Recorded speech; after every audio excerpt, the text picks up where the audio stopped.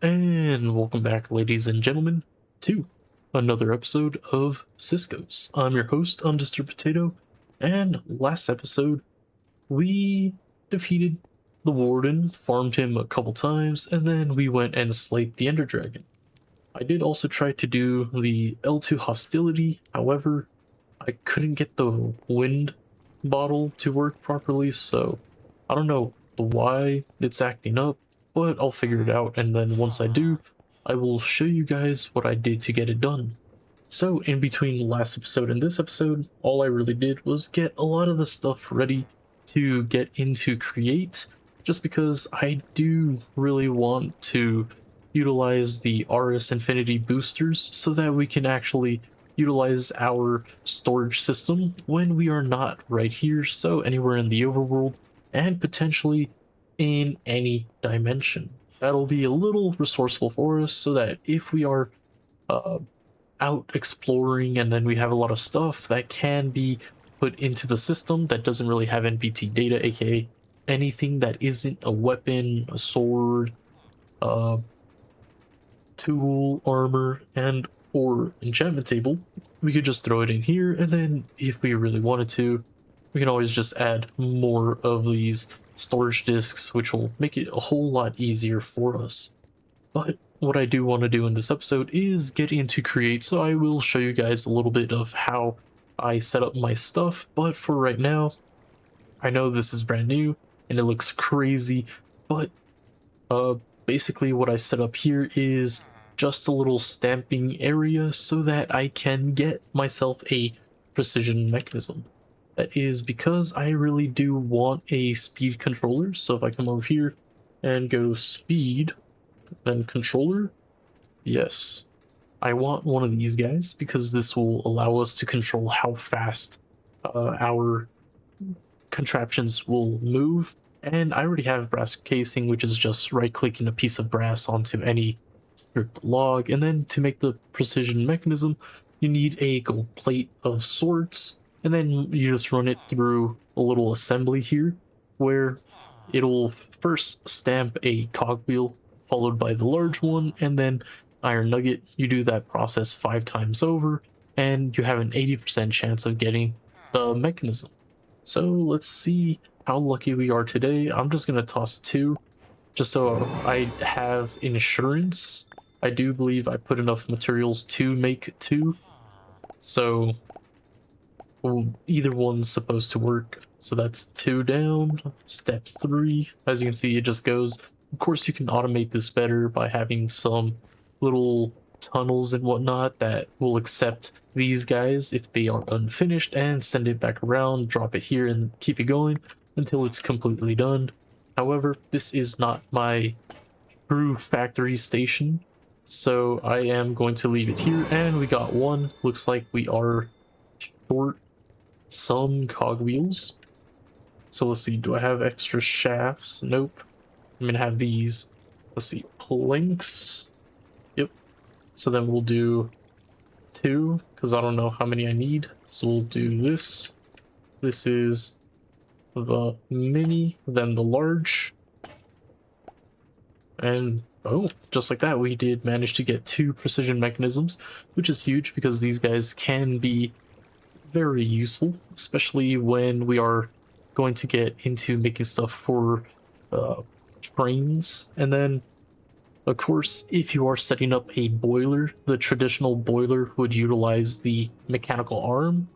However, the way we are going to be setting this up is not going to use a mechanical arm, just because we do have straws available to us from the Create Crafts and Additions, so I could just right click this onto a blaze burner and they will automatically be able to accept lava buckets and or pump lava straight into them through a pipe. So that's going to help us a lot. But yeah, this was my little stamping area, and time to disassemble it just because I don't need this here. Some extra things that I'm going to take are these gearboxes, just because I am not sure how many I will need. And then this little stressometer so that we could see how much stress we are using from the available produced. Yeah, just like that. Got ourselves a little precision mechanism. We put this here, put the casing underneath, and just like that, we have ourselves the speed controller. Okay, I do have some cogwheels, I do have shafts, and I believe I have everything else. So I did go ahead and made some magnetite blocks ahead of, or the other magnets ahead of time. Of course, here we do have the redstone magnet, which does give us a factor of 2 and has an efficiency of 50%, and currently at this speed is utilizing about 3000 stress units and producing about 45 FE per tick. However, I'm not going to be showcasing this one in the trials in a little bit. Instead, we are going to just look through the magnetite, try the layered, and then try the fluctuated, and see how much stress these guys will use, see if changing the speed will affect it any which way. So just putting that out there. But first, what we do need to do, almost forgot about this, is make ourselves some fluid tanks. So to do that, we just get some copper sheets or plates. It just depends if you're using immersive engineering hammer to make it into plates, and or if you're using the little press here to make it into a sheet. And then you just put barrels inside, and just like that, we get ourselves the fluid tanks. That's going to be very necessary for our boiler. So let's just come over here. I did open up a little bit of the area so that I can place it down, and then I guess I already made the lava farm, but just in case you guys are still curious, I'll run over it real quick. So the lava farm is like any basic Minecraft lava farm, I believe. I don't know, maybe this isn't basic, maybe this is different. I don't know, it just depends on who you ask. But yeah, here is just lava on top of a block and then some dripstone underneath so that it can drip the lava into a cauldron. So that's pretty basic, and then it is getting sucked out of the cauldron by these fluid pipes, and then it's getting sent over here and stored into the fluid tank. This is a 3x3x3 and stores about 216 buckets. That's more than plenty, especially for our little setup over here.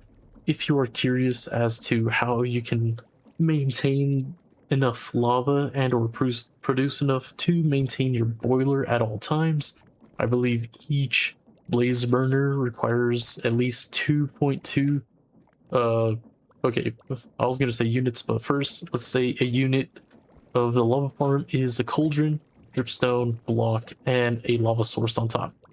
So let's just say that is 1 unit. You do need 2.2 units to sustain one blaze burner non-stop. So if we are using 9 blaze burners, then that's going to cost us a rough estimate of 19.8 units. But I always do a little 5x5 just because, I mean, I could always use the excess lava to do other things. So this is what I do. Have it set up here. I do have this coming out over here, which then I do need to replace this with another pump so that we can actually pull the lava out from inside. I do have shaders disabled just because if I had shaders on with all these moving pieces, it would not look so good and cause a little bit of lag. So let's get some pipes, get our pumps. We'll put one more pipe here. Let's pick you up and get a pump going. Let's see if I click it there. Oh, okay, just right click it. Boom, now it's moving in the direction we do want. Of course, I could just clean this up using some gearboxes, but for time's sake, I'll leave it like this. And we'll just push this guy forward. And then when it connects, it'll start, or once I put a cog here, then this will start rotating and push it out, but we don't want to start it yet, just because that will then just cause the lava to be placed here, and that is a bit of a waste. Instead, what we do want to do is set up our blaze burners. So we are going to need a little 9x9, and I think, or a 3x3 for the 9. I think this is probably a decent spot for this. Yeah, looks good enough. And then we connect it here.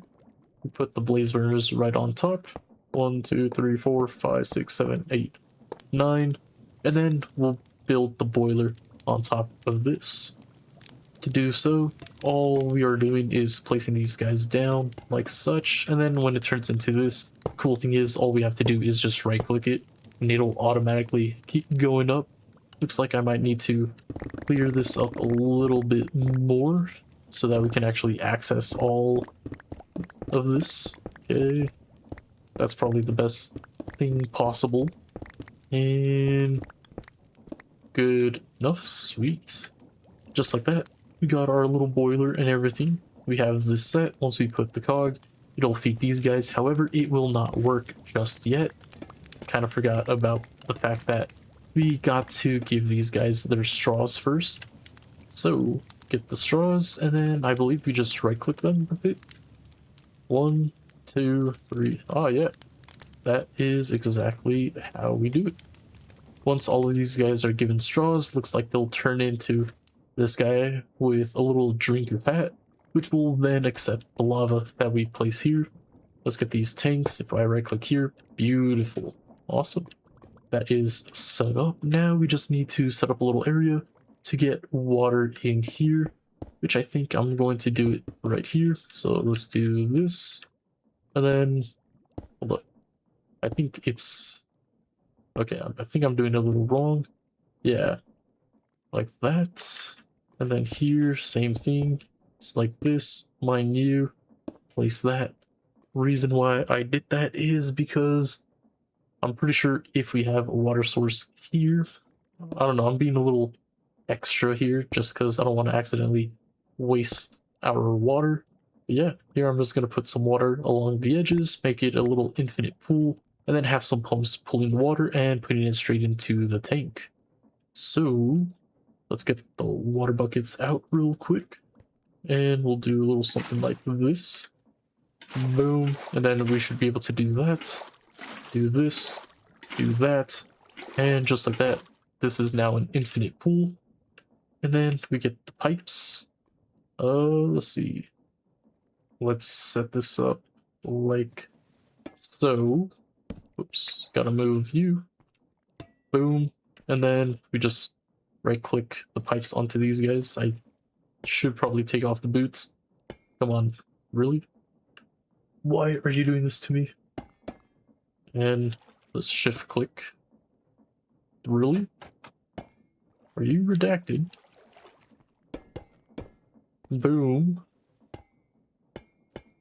Are you serious right now? Why is this acting up? You know what? We'll just do it this way then. Boom, boom, boom. And then on top. No, oh my, what? Why is this acting up? Okay, there we go. That's better. Now I gotta play a little game of charades with these. Boom, and boom. They are all facing up. Now we put the pipes. Okay, cool. Then let's put these guys back down. Sweet. Just like that. This will now pick up the water from down here, bring it up, and put it straight into the boiler. Now all we have to do is give this guy a little bit of power as well, which all we have to do is put a cog here so that they will all rotate. Now the tricky part. So here, this is running at 256 stress units. This one will also do the same. Are you serious? Okay. Let's go take care of this raid real quick, and then we'll come back to that. Just because these barbarians are spawning at very high levels and would instantly destroy our peak. Okay, so set northeast. So I'm guessing in this direction. And, oh, there they are. Boom. And... okay. And... there we go. Slate them real quick. I'll take the diamonds and... oh, the scrap. Just because we are in need of some scrap. Tome. Sure. Okay. Tater's kingdom. Together, the brave defenders of Tater's kingdoms stood tall and drove the invaders into the shadows. Ah, that's pretty cool. It's pretty cool. Okay, let's toss all this stuff back down to the ground and put this up here since we don't need that. Okay. There. What the heck was that? Okay. Just get away from here so that the mobs don't think about coming over this way. But yeah, kind of need to get into L2 hostility and put down the hostility spawner to reduce the overall level of the enemies so that these guys can actually fight instead of just hopefully survive. Because if they run into any of them, it's just over, honestly. Okay, where was I? Yes, gear ratioing. Because this is going to be also 256. I do want these guys to run at 1024. I believe that's the max speed. So we'll grab this and let's see. So here it was there. This is slower, faster, faster. Okay. And then I believe this may be the fastest. Let's see. Yep, so this is the fastest that we can currently go, or it's just a max speed. Flat as that. And then we could bring this over. So let's grab some shafts. We'll just click on this way. That was annoying that it went backwards. And let's take these off. Now that it's coming this way, we will need to make this go up a little bit. And then let's do this. So then that's rotating. And then sideways. And then this one, put another vertical gearbox. Of course, these are vertical gearboxes. That's how I'm transferring the power up. And then put one more right here. And then boom. Just like that, these guys are rotating at max speed. Looks like the water source is doing incredibly fine. And it is filling this guy up.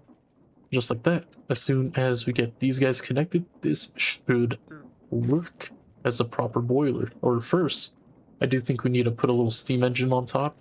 Let's see, we'll do one like this. So we got a little bit of heat, we got some good water, size could be bigger, heat could be better, but we still need to provide the heat, and we are getting 2000 stress at a time. Let's see, let's rotate you sideways, and then put the rest of you guys down. And it looks like each one of these guys will be producing about 2000. Yep, 2000 via 9. Oh no, it's that much divided by 9. Okay. And then let's give them all the shafts right quick. Boom. Sweet. Extend it out. And perfect. And then we could actually see how much each one is giving out. And then we could always just connect them all by putting an extra shaft here. And then connecting it with a belt. And then whenever we connect something to this will all share the same amount. So now the max amount of stress units is now going to be supplied, which is very crucial for the next step. So let's get this guy down. This is moving the lava, and now these guys should start lighting up. Let's see. Boom. Beautiful. So then, as you can see, the lava is slowly going in. All of them should be filling up. None of them should run out. Maybe pick up the speed a little bit if we ever see these guys turn off. But for the most part, it looks like some of these will fill first and then the rest, and then it'll just maintain. But yeah, now if we look at this, we can see that the stress units provided or being produced is 1,000 or 147,000, which is an insane amount. So what we are going to do is bring this stress over. So we'll put a gearbox here, and then we could bring some ooh, this is gonna interfere a little bit, so let's grab this so that we can actually fly up and get over this way so that we could drop down properly. So let's get the shafts and then bring it across like so. And then we could just bring it back down right here using some more gearboxes. Good thing I do have quite a few, so do this. And then this guy should be able to bring this stuff down. Sweet. And then just bring it all the way down. Okay, just like that. That's how we can bring the power or the stress over this way. So then now we have all of this open space to actually work on our power generation. Like I said, I do want to see which one will be the best and then how it all is affected through the speed controller and see how much stress each one of these things requires. So first things first would probably be making another vertical gearbox, and let's see, we should probably just make it in the air just to save some time, and then we'll do this. Yeah, because then that'll give us a little area. Okay, cool. So just like that, we have this. We can put the stressometer right here, and then the speed controller. Let's see, this is going to make it go sideways this way because you put the large gear right here. Let's move it over at least 2 more just in case. Now we put it there, and then we get the large cog. We click it right there, and then this will be the part that's sped up. So if we look at it, either side, you can see right now it's rotating at 16.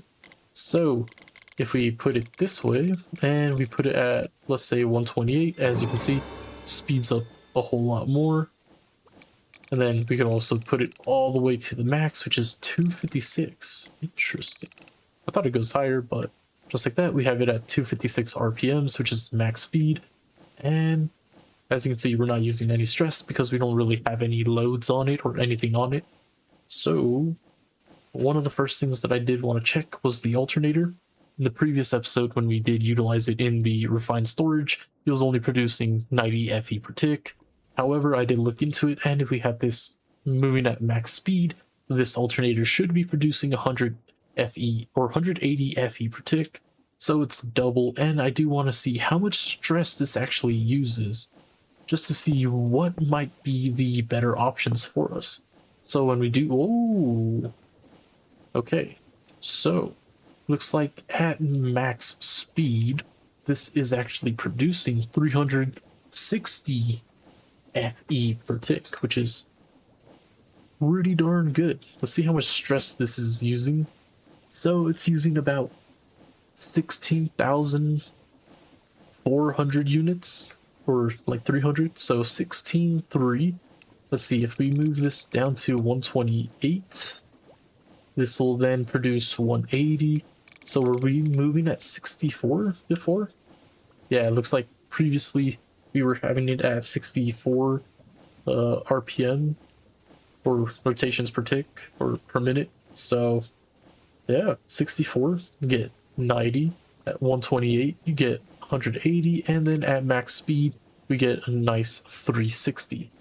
And then actually, let's see, so that's 16,000. And then over here, when we come back and put it down to 128 again at half of the max, this is now using, what, 8,200 roughly. So about half, and then let's go back down to 64. This is using about 4,100, so it halves, so 16, 4, then 8, 2, and then 4, 1. Okay, not bad. I could probably write that down real quick. So at 360 FE per tick, it uses about 16,400 stress units. At 180 FE per tick, it uses about 8,200 stress units. And then at 90 FE per tick, we are using 4,100 stress units. Okay, this is pretty good, pretty good. Now let's test this out with the actual magnetic stuff and generator coils. So we'll do one at a time. So we'll put this guy down. This, let's get the 3 different magnets that we are going to try. How I said, we are not going to use the redstone magnet here just because that one is what is powering our current system, and we already know that one's producing 22 FE per tick, and then we'll kind of gauge it depending on how this stuff works. And or maybe I'll go grab it. Actually, why not? Since we're here to experiment and figure things out, it just makes sense to have everything on us.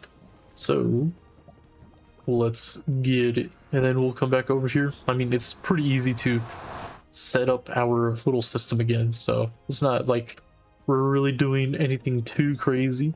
I think that's probably one of the cooler things about playing a mod pack that isn't heavily reliant on power, just because then it's like you mess with this one system, you know what it's used for, and technically I don't really have many other uses for power at the moment, and the only thing that I could think of is probably growing crops. Other than that, we don't really need all of that in this mod pack. Okay, cool. So let's get back over here. How was I getting up?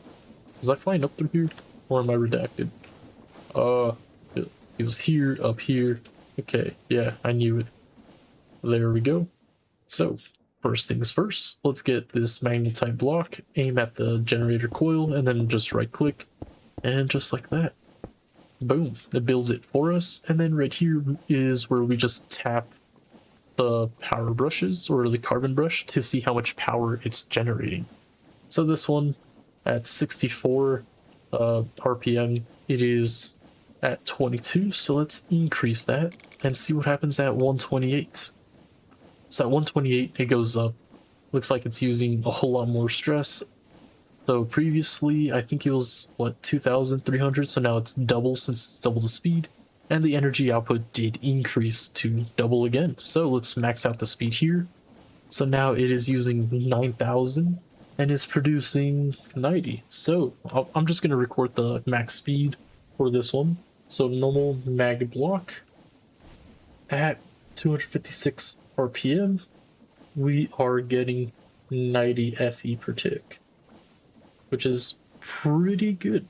That's not too bad. I mean, but it is still a lot less than the alternator. So let's set this back down to 64 and test everything out. So 64 and mine all of this up. And then let's try out the redstone magnet real quick. So this one should have an efficiency of 50. Of course, it's going to use a little bit more stress, but this one produces more energy at a lower state. So let's check it out. So this one's 3000 at 128. It is now producing 90, utilizing 6000. And then if we go up all the way to max speed, now we get 180 at 12,000. So let's do this one. I'll just put red block 256. It is producing how much? 180. Okay. The only issue is the stress units here is also like 12,000, so it's really high, and it does not beat out the alternator just yet. So let's get rid of this guy and get ready for the next one, which should be the layered magnet. The only magnet we are not testing is the one made from the netherite. So let's bring this back down to 60 and test this one out.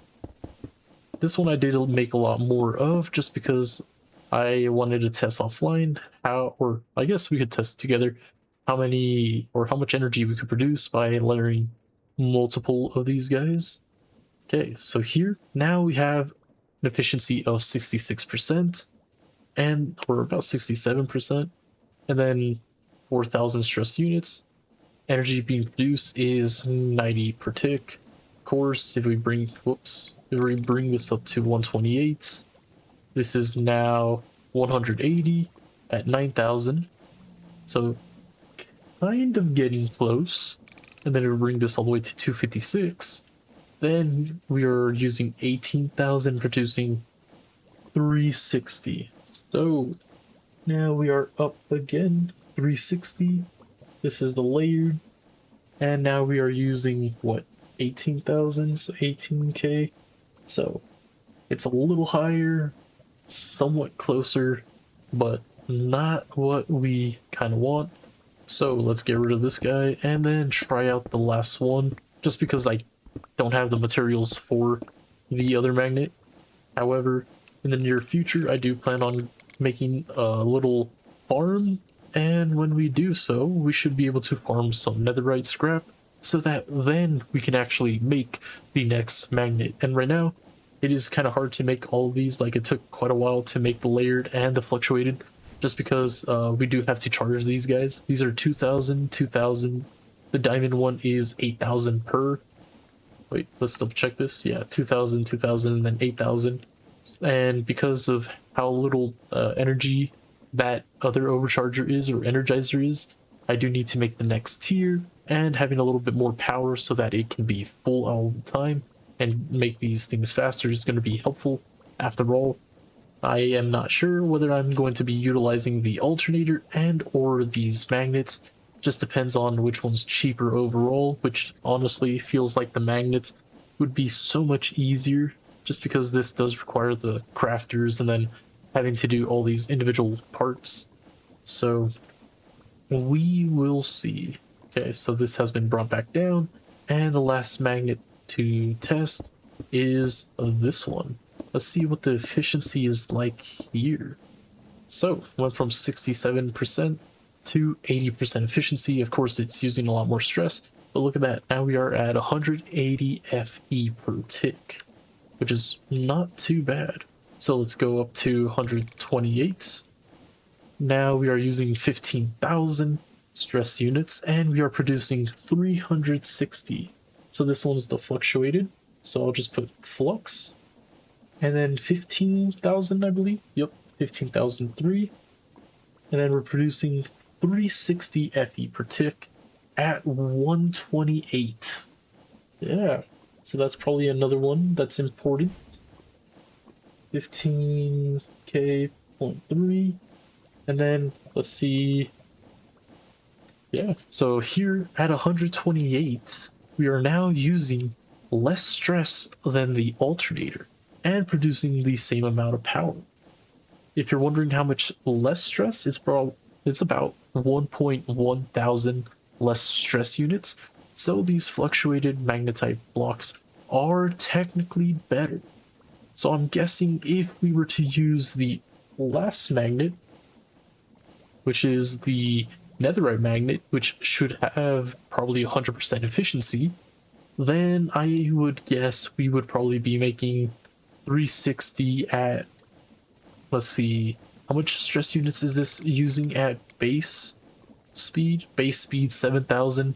So I'm guessing probably at 9,000 we would be producing 360. So let's put this all the way up and see how this looks. So this is now producing 720, and we are using 30,000 stress units. So if we wanted to produce this amount using the alternators, it'd be about 32,800 stress units. So this knocks off the 2,100, which is not too bad. So now we know fluctuated magnetite is pretty damn good. It's basically double the alternator, and this is kind of easier to craft, or it is a lot easier to craft compared to the alternator.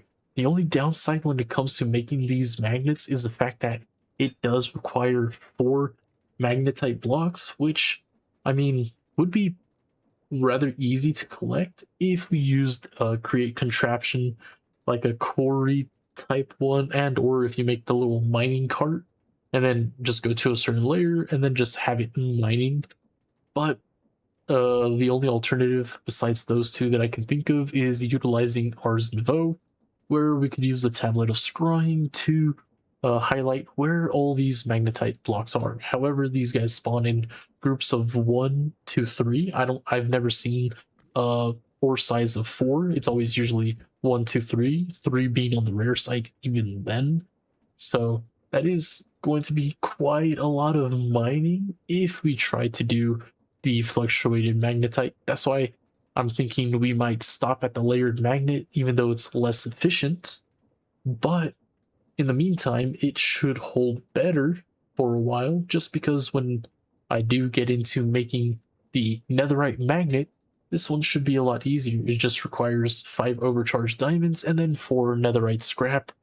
And if you're wondering how you could get netherite scrap really easy, that is because it is a drop from the Ancient Knights, where if you guys already or have played with Ars and Vo, you could basically farm these guys by putting them in a containment glass or containment jar, and then have the little dwarves farm them. I believe that's what they are. It's been a minute, but yeah, they'll just farm them, and then you'll get some cinder essence as well as some netherite scrap over time. So just having that farm go, we'll be able to get quite a bit of this, which will then allow us to make quite a few of these netherite magnets, just because to make a full ring, it's 12, so you multiply this by 6, that's 24 scrap, as well as 30 diamonds per ring. So that's going to be a little ways into the future, but I am closing in, and then whenever I can make one of these and test it out, I will gladly do so. So yeah, look at that. Here we're producing 720 at max speed, utilizing 30,000. So if we are producing 147 at 30,000, we should be able to have at least 4 of these. Let me double check. I have a calculator here. So we could do 3720 times 4 rings should be 122,000. Let's rough estimate at 123. So if we have 4 rings of this, then we'll still have about like 18 to 20,000 stress units for anything else that we may need it for, which is pretty cool, because if we had 4 of these rings, that's roughly what, almost 2,900 FE per tick, which is not bad. After all, we're not trying to get into the tech heavy mods like Mechanism or Power or anything else like that, like Ori Tech. We're trying to keep it basic and utilize something that would make sense and create, kind of feels that steampunkish steam age vibe, where it's not really overextending too much. So yeah, this is not bad at all. So let's get into testing the last thing that I wanted to check, which is putting multiple coils and multiple magnetic rings. So here I do have 4 of these, so let's 2, 3, 4, and then ooh, this is gonna be a little hard, but then I could just do this, boom, and then this guy's gonna need his own. See, that goes up on its own, sweet. And then just build these out real quick, and we'll put the carbon brush down and then verify how much energy we will be producing with this. So now we do have 4 rings, all moving at max speed, I believe. Yep. And then let's put this carbon brush on, and this is producing 1.4 thousand FE per tick, which is pretty good. If these guys are using 18,000 stress units, let's see, 18,432 times 4 minus 147,000. Yeah, oops. So that's that minus 147,000.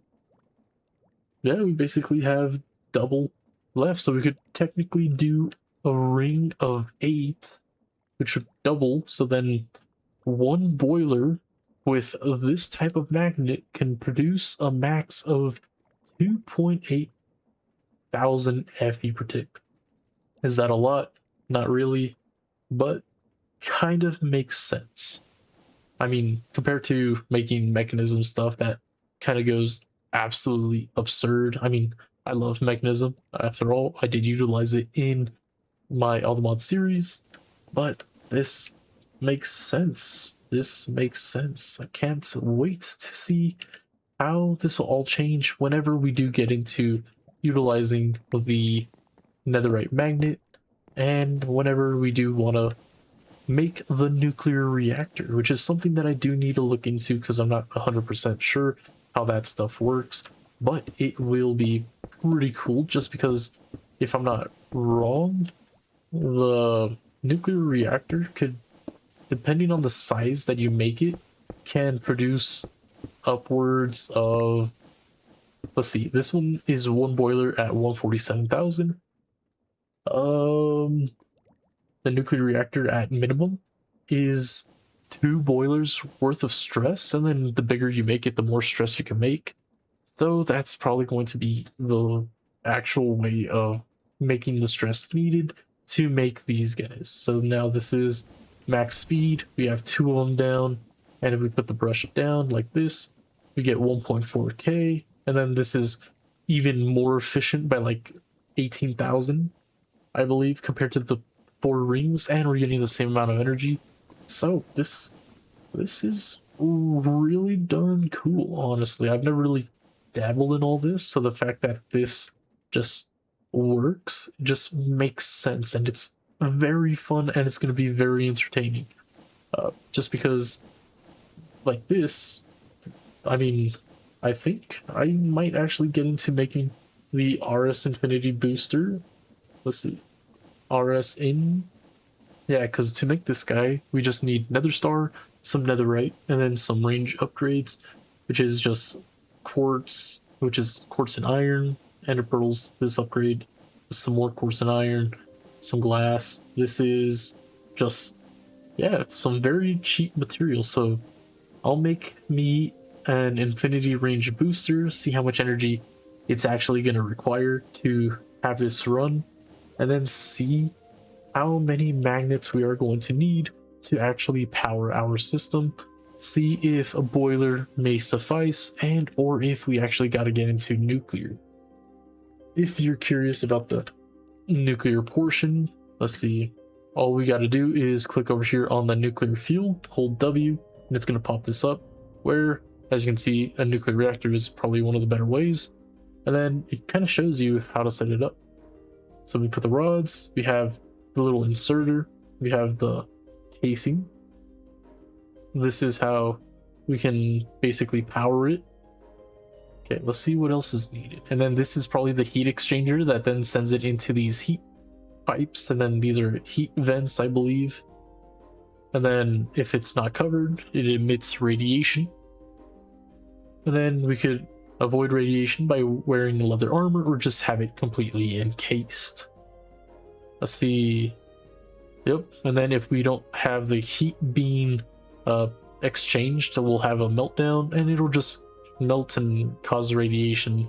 Not a fun time.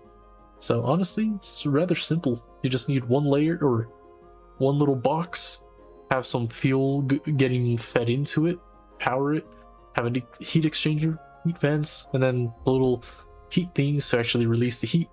And then yeah, those guys can be used to heat up the boiler. I'm not sure if it is considered as a superheated whenever you do utilize a nuclear reactor, or if it's just heated, because technically this can produce upwards of double the current stress units, and that is if we were to superheat it by utilizing blaze cakes and or diesel or biodiesel. I'm not too sure. But yeah, if we're to use that stuff instead, this will produce double the stress, and that's probably what I'm curious about with the nuclear reactor, because it did look blue to me. So in my head, I'm thinking it is superheated, so we could get double the stress from it, which would then be technically 2 boilers. But yeah, that's probably something that I'm going to look into, and this boiler is going to be used to set up the machines needed for that nuclear reactor. Just because if we do click on the nuclear fuel, it does have its own assembly line. So here, as you can see, we do need to stamp it, or use a press to stamp it, and then use a deployer to put a piece of iron on it, and then stamp it again to make nuclear fuel. But to get the radioactive thorium, you do have to get thorium, which can be found relatively easily. And then cool thing is, you just throw the thorium inside the crusher, and then you get a chance to get the radioactive thorium, and then you get some iron nuggets, and then some nuggets of experience. Then, hold up. Yeah, I was about to say, there's a way that you could double your thorium, just because how you saw earlier, we have a 10% chance of getting this, which then means that If you don't get the radioactive thorium, it's gone. But on the bright side, you get some iron back and some nuggets of experience. But yeah, there is a way to double your thorium, so it is a renewable resource where you could just keep recycling it and then send half of your supply off to actually produce the radioactive thorium. And to do that, all we got to do is pump some water, get some clay, get some sort of stone, and then the thorium in here, and then as it mixes, it'll pop out too. This is where I said if you have like 2 stacks of thorium, you throw it into a little system, and then have these 2 guys be automatically made through your little create system, so that it all just filters back in here, and then it produces thorium. Where then, how I said, 2 stacks is probably a good starting point, because then you'll make technically 4 stacks, and then you could have 2 stacks sent off to be made into radioactive thorium, and the other half just kept in the system. And you could do that by using tunnels and funnels, I believe. I don't remember, but we can always cover that in another episode. But yeah, so far what I'm thinking is, if we are going to be setting up create contraptions, that I am going to be making it in the video just so that you guys can follow along. I do know a lot of people struggle with create, even though I believe it's just a time sink, because create, if you put enough time into it, you start understanding things, and the more you understand, the easier it gets. And then once you get to a certain point, you can make things pretty compact if you really try. It does take a little bit of knowledge, because it is a lot like a puzzle. So for those of you who just don't really care and just would like to copy a design, well, look no further. I'm here, and I will do my best to help you guys set up your little contraptions to produce whatever it is you need to do. But yeah, look forward to that. I think next episode I might do some create, but more than likely we'll probably go into making the full apotheosis set or enchantment setup, so that we can get some max level enchants and upgrade our armor just a little bit more, because right now we are at tiers 6 and 7s. However, once we get the actual full setup, we should be hitting enchantment level 10s. I'm pretty sure there's no 11s unless we uh, make that using the library. So yeah, just getting everything maxed out to tier 10 and putting it on our armor would be amazing, especially the unbreaking portion, just because right now we are at unbreaking 6, and I think to repair this armor you might need an ender core and or just another set, which I rather avoid that. So if I could get that uh, unbreaking 10 and put this on here as soon as possible, that's going to be huge, as well as throwing it on this guy and our shield, just because this shield is very solid. After all, I have all those gems for armor. I would not want that shield to break at all, and I need to do my best to keep it alive. So yeah, next episode, it'll be a flip between either making the enchantment setup and or starting to get more involved in Ars Nouveau. In regards to Ars Nouveau, probably setting up a little gem farm, because I think that's pretty important. If you guys would like to see me make the gem, no, I am going to show you that. Yeah, I don't know, because one of the things we are going to need to make a gem farm is the treasure goblin, and then to get that treasure goblin, technically we do need to do everything in the Twilight Forest. However, I already have done that in the Alt Mod series, and then I believe I also did it in the previous Cisco's mod pack. I believe both of them should be at the current state where you do all these different areas to get it done. So I am thinking of leaving that out completely in this series. However, if I see any changes to the Twilight Forest, maybe we will revisit it, but I don't think there's been any changes at all. So I'll probably just go do that. If you guys are curious how to clear the forest, I highly recommend checking out either of those 2 series and looking for the episode with the Twilight Dimension, just because I speedrun in those and I made it very short and clear how to do it.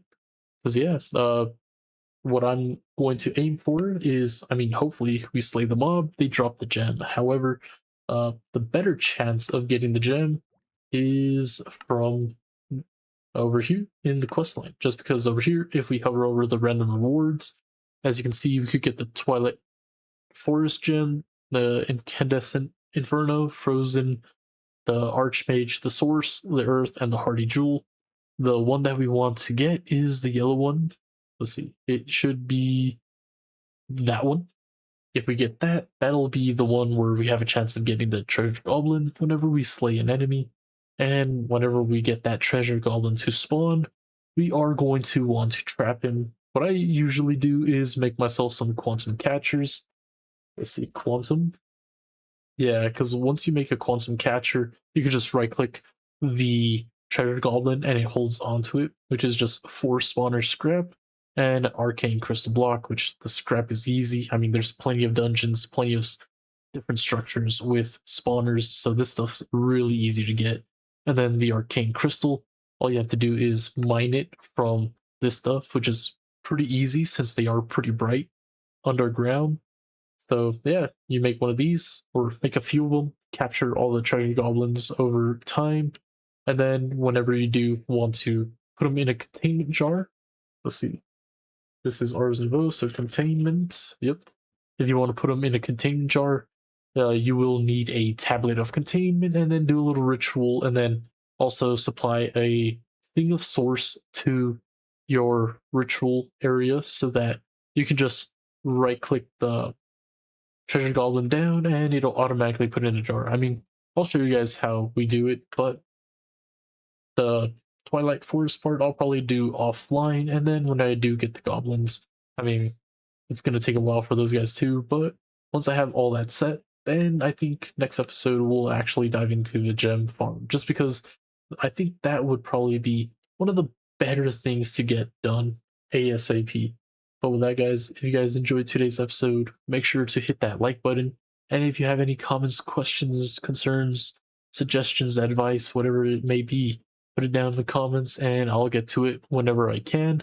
I said, if you guys would like to see me build, oh, that's probably something I wanted to ask. If you guys want to see me build, let me know down in the comments, just because I do plan on making the temple for the Order of Truth. However, I do want to put it on my own mountain.